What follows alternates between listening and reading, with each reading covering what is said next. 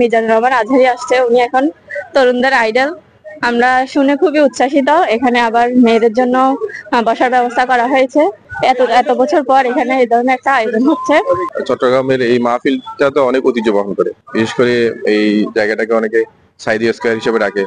সাইদি সাহেবের সেই মাহফিলে লক্ষ লক্ষ মানুষের যে সমারোহ, এটা তো আসলে অনেক আবেগের। সাইদি সাহেব তো সাইদি সাহেবই, উনার বিকল্প আসলে হয় না। উনি তো আসলে শুধু বাংলাদেশের জন্য না, সারা পৃথিবীর জন্য একটা সম্পদ। তো আজহারি সাহেব তরুণদের একটা আইকন বলা যায়, কারণ উনি যেখানে যাচ্ছেন সেখানে লক্ষ লক্ষ মানুষের ভিড়, এটা তো দেখতেছেন সবাই।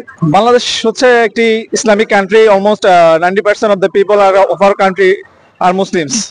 কিন্তু দেখেন আসলে আমরা নামে মাত্র মুসলিম ম্যাক্সিমামই। নুরতাজে অর্ডার করে জিতে নিন গাড়ি, বাইক, আইফোন সহ কোটি টাকার পুরস্কার। অর্ডার করতে ভিজিট করুন nurtaj.com। এই যে তাফসিরুল কুরআন মাহফিল বলেন কিংবা ওয়াজ মাহফিল, অন্যান্য ওয়াজ মাহফিল গুলো বলেন, এগুলোর মাধ্যমে নর্মালি যারা আমরা বইপত্র পড়ি না বা ইসলামিক যেই কুরআন হাদিস অথবা তাফসির গুলো আছে, এগুলো কিন্তু সাধারণ মানুষের পক্ষে নর্মালি বুঝে সম্ভব না। তো সেই ক্ষেত্রে আমাদেরকে যারা এইসব বিষয়ে পণ্ডিত আছেন, যারা এইসব বিষয়ে পিএইচডি করা বা যারা আলেম ওলামা মুফতি যারা আছেন, ওনাদের শরণাপন্ন হতে হয়। তো সেই ক্ষেত্রে ধরেন একটা মাহফিলের মাধ্যমে কিন্তু লক্ষ লক্ষ মানুষ একসাথে এই যে কোরআনের তাফসিরটা বোঝার চেষ্টা করতেছে। কোরআনের একটা আয়াতের মধ্যে যে কত কিছু লুকিয়ে আছে সেটা আমরা বুঝতে পারি না। তো উনি যদি সেটা আমাদের যে আলেম ওলামারা আছেন ওনারা ব্যাখ্যা করার মাধ্যমে আমরা সামান্যতম হইলো কি বুঝার চেষ্টা করি। তো এখন যখন আমরা এই জিনিসটা বুঝবো, মনে মানে ধারণ করব, তখন আমাদের নিজেদের যে নীতি নৈতিকতা আছে সেটার মাত্রা অনেক উচ্চ পর্যায়ে পৌঁছে যাবে। তখন আমরা আমাদের আল্লাহ তাআলার যে নির্দেশনা আছে, কোরআন হাদিসের যে নির্দেশনা আছে, আমরা সেগুলো পালন করার চেষ্টা করব।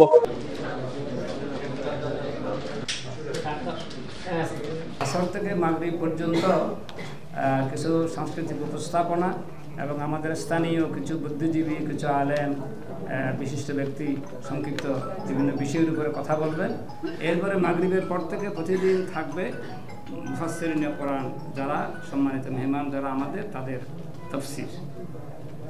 প্রধান মুফাসসির হিসেবে উপস্থিত থাকবেন এই মাহফিলে ডক্টর মিজানুর রহমান আজহারি।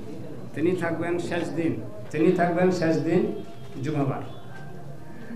এরপরে তার আগের দিন থাকতেছেন প্রথম দিক থেকে শুরু করি। প্রথম দিন থাকতেছেন আমাদের মৌলানা আব্দুল্লাহ আলামী। দ্বিতীয় দিন থাকতেছেন মৌলানা কামরুল ইসলাম সাঈদ আনসারি। তৃতীয় দিন থাকছেন মৌলানা মুফতি আমির হামজা।